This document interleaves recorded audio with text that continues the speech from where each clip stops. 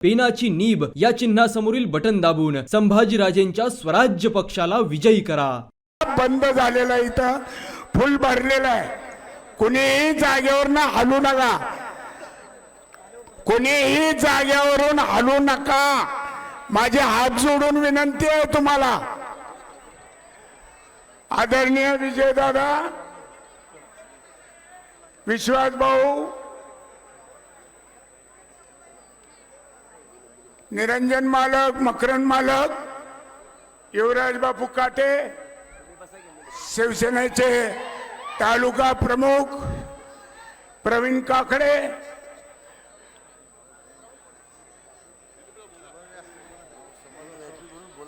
सर्व महाआघाडीतील पक्षाचे उपस्थित नेते, वडीलधारी मंडळी आणि तरुण मित्रांनो आणि सभा ऐकणाऱ्या माझ्या माय भगिनींनो, आज आपल्या उत्साहाचा अक्षरशः महासागर झालेला आहे आणि त्याबद्दल मी जेवढी काही तुमच्याबद्दल कृतज्ञता व्यक्त करावी तेवढी थोडी आहे।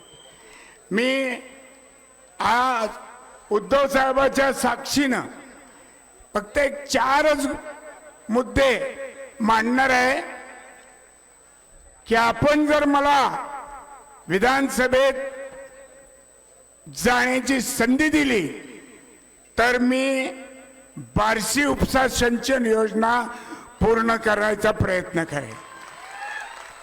वैराग तालुक्याचं अपुरं स्वप्न हे सुद्धा मी पूर्ण करण्याचा प्रयत्न करेन।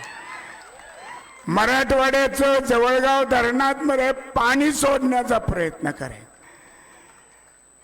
भगवंताच्या बार्शीचं हे देवस्थान तीर्थक्षेत्र म्हणून युती शासनाच्या काळात पंढरपूरला कॅबिनेटची मीटिंग घेऊन आदरणीय मनोहर जोशी साहेबांनी ते मंजूर केलं।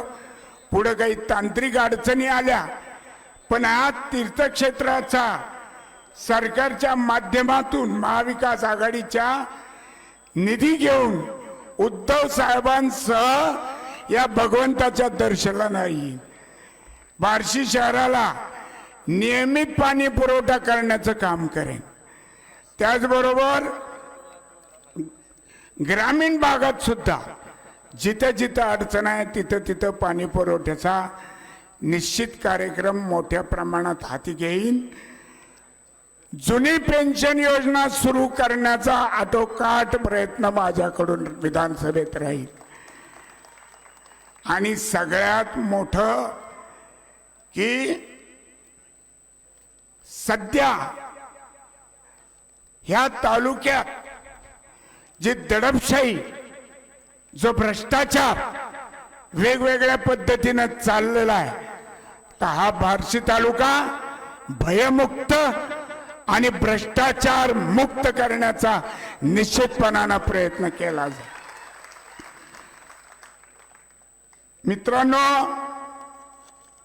सध्या यूट्यूबवर बोगस अँकर घेऊन स्वतःच्याच माणसांचा इंटरव्ह्यू घेण्याचं काम चालू आहे। आणि मग ते काय बोलणार आहेत की अमक्याने विकास केलाय, तमकाच चांगला आहे, आमका आहे। जर ते मुळातच ठरवलेलं असेल तर त्याच्यामध्ये वेगळं काही आपल्याला अपेक्षित नसणार आहे। त्यामुळे ह्या बोगसगिरीवर सुद्धा कुणी विश्वास ठेवू नका। आणि आज श्री रवींद्र बंडू लोखरे, अखिल भारतीय मराठा महासंघाचे अध्यक्ष सोलापूर जिल्हा, यांनी सुद्धा महाविकास आघाडीचा उमेदवार म्हणून माझ्या उमेदवारीला पाठिंबा दिलेला आहे। त्यांचंही मनपूर्वक आभार मानतो। आणि तुम्हाला मी नेहमीच बोलत आलेलो आहे, आपण सगळे उद्धव साहेबांना ऐकण्यासाठी या ठिकाणी एवढ्या मोठ्या संख्येनं उपस्थित आहोत। मला एवढंच या निमित्तानं सांगायचं आहे की साहेब, तुमच्या बॅगा तपासण्यापेक्षा जर त्या नाही नाही नाही नाही.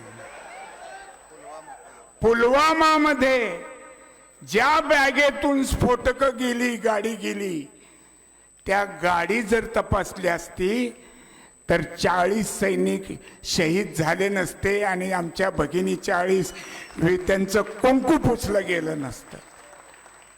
हे अशी ही उफराटी नीती ह्या सरकारकडनं चालू आहे. आणि साहेब, तुम्हाला निश्चितपणे सांगतो की ही पेटलेली जनता, मशाल घेऊन पेटलेली जनता, तुतारी घेऊन पेटलेली जनता, हाताचं चिन्ह घेऊन पेटलेली जनता, हे महायुतीचं अन्यायकारी सरकार उलथून पाडल्याशिवाय राहणार नाही, हे मी या भगवंत नगरीत आपल्याला सांगतो. आणि माझे शब्द मी या ठिकाणी संपवत असताना परत एकदा माझ्या बार्शी तालुक्यातील सगळ्या उपस्थित असलेल्या नसलेल्या सगळ्या सहकाऱ्यांचा आभार मानून माझे 2 शब्द संपवतो.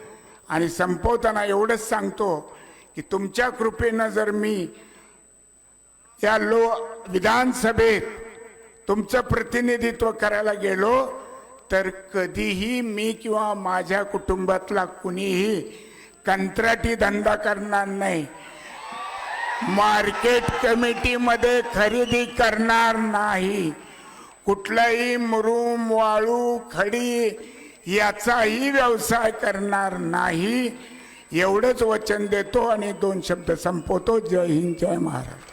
धन्यवाद.